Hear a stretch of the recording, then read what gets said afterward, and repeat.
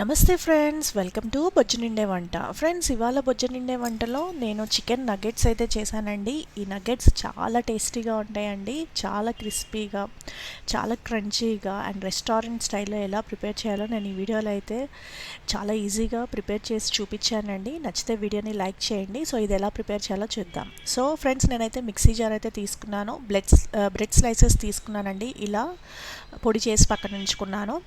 ఇప్పుడు చికెన్ అయితే ఒక అరగంట సేపు నానబెట్టి శుభ్రంగా కడిగి ఉన్న చికెన్ని ఇప్పుడు వీటిలోకి అయితే వేస్తున్నానండి. చూడండి, సో చికెన్ అయితే పూర్తిగా 2-3 సార్లు అయితే కడిగేసి నానబెట్టి ఉంచుకున్న చికెన్ని వేసాను.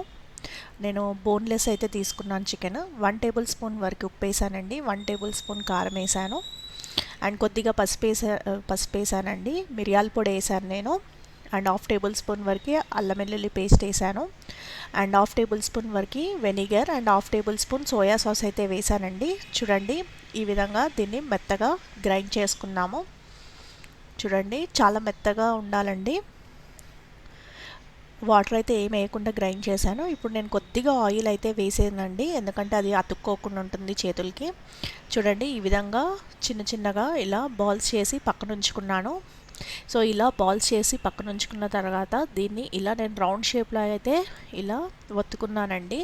చూడండి, నేనైతే ఇక్కడ మైదా ఒక కప్లో తీసుకున్నానండి. 2 ఎగ్స్ ఇలా బ్రేక్ చేసుకొని పక్కన ఉంచుకున్నాను అండ్ బ్రెడ్ క్రమ్స్ అయితే తీసుకున్నాను. ఇలా 3 బాల్స్లో 3 తీసుకున్నానండి. మీరు మైదా ప్లేస్లో కార్న్ఫ్లోర్ అయినా యూస్ చేసుకోవచ్చు. ఇదంతా కూడా ఇలా కోట్ అయ్యేటట్టుగా ఇలా డిప్ చేసుకోండి మైదాలో. చూడండి, పూర్తిగా మొత్తం అంతా కూడా ఇలా పిండంతా కోట్ అయ్యి ఉండాలి. ఈ విధంగా ఇప్పుడు దీన్ని ఎగ్లో కూడా డిప్ చేసి చూడండి మొత్తం అంతా కలిసేటట్టుగా ఇలా కలుపుకోండి. ఇప్పుడు ఇది వచ్చేసి బ్రెడ్ క్రమ్స్లోకి వేసానండి. సో దీంట్లో కూడా ఫుల్గా కోట్ అయ్యేటట్టు చూడండి. ఇలా ఈ విధంగా కంప్లీట్గా కోట్ చేసుకోండి.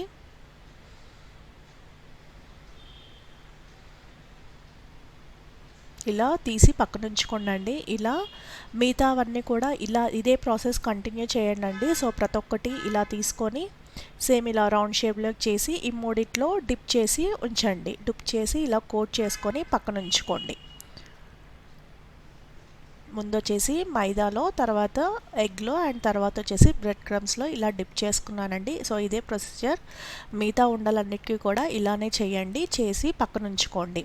సో ఫ్రెండ్స్, నేనైతే ఇలా స్నాక్ రెసిపీస్ నేను ఇంకొన్ని వీడియోస్ కూడా చేశానండి డిఫరెంట్వి. ఆ వీడియో లింక్స్ అన్నీ కూడా నేను షేర్ చేస్తాను, అవి కూడా ఒకసారి చూడండి ఫ్రెండ్స్. అండ్ ఈ చికెన్ నగెట్స్ అయితే చాలా టేస్టీగా క్రిస్పీగా ఉంటాయండి. చూడండి, మొత్తం అన్నీ కోట్ చేసేసాను నేను. ఇప్పుడు వీటిని డీప్ ఫ్రై చేసుకుందాము. చూడండి, నేనైతే కడాయిలో ఆయిల్ తీసుకొని బాగా వేడెక్కిన తర్వాత సిమ్లో పెట్టేశానండి. సో ఆయిల్ అయితే బాగా వేడెక్కిన తర్వాత ఇమీడియట్గా లో ఫ్లేమ్లోకి అయితే మార్చేసేయండి. ఎందుకంటే ఈ హై ఫ్లేమ్లో వేయించుకుంటే పైన అంతా రెడ్డిష్ కలర్లో చేంజ్ అయిపోతుంది, కానీ లోపలైతే ఉడకదండి చికెన్ అనేది.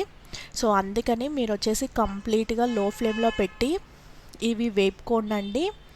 సో ఒకటేసారి హై ఫ్లేమ్లో మాత్రం అస్సలు పెట్టకండి, అవి పైనంతా మాడిపోతాయి బట్ లోపలైతే ఉడకదు. ఇలా లో ఫ్లేమ్లో పెట్టుకొని కాలిన వైపు ఇలా తిప్పుకుంటూ మార్చుకొని అప్పుడప్పుడు ఇలా లో ఫ్లేమ్లో పెట్టి వేపుకోండి. మనకి బ్రౌనిష్ రెడ్ కలర్ అయ్యేంతవరకు వేపుకోండి ఈ విధంగా. సో అప్పుడప్పుడు ఇలా తిప్పుకోండి కాలిన వైపు. సో ఇప్పుడు ఇవైతే ఒక ప్లేట్లోకి అయితే తీసుకున్నానండి నేను. ఇలా మిగతావన్నీ కూడా వేసి ఇలానే వేపుకోండి. సో ఫ్రెండ్స్, చికెన్ నగెట్స్ అయితే రెడీ అయిపోయాయండి. ఇవి పూర్తిగా చల్లారిన తర్వాత సర్వింగ్ బౌల్లోకి అయితే తీసుకున్నానండి. చాలా క్రిస్పీగా, చాలా టేస్టీగా, చాలా క్రంచీగా మనకి రెస్టారెంట్ స్టైల్లో చికెన్ నగెట్స్ అయితే రెడీ అయ్యాయండి. ఇవి మనం పార్టీస్లో కానివ్వండి, లేదా ఏదైనా బర్త్డే పార్టీస్ ఇలాంటి వాటిలో మనం ఈ స్నాక్ రెసిపీని ప్రిపేర్ చేసుకోవడానికి చాలా ఈజీగా కూడా ఉంటుంది అండ్ చాలా సింపుల్గా ఈజీగా కూడా దీన్ని ప్రిపేర్ చేసుకోవచ్చు. వీడియో నచ్చితే లైక్ చేయండి అండ్ నా ఛానల్ని ఫస్ట్ టైం చూస్తున్న వాళ్ళు వెంటనే సబ్స్క్రైబ్ అవ్వండి అండ్ పక్కనే ఉన్న బెల్ ఐకాన్ని కూడా యాక్టివేట్ చేయండి ఫ్రెండ్స్. So thank you.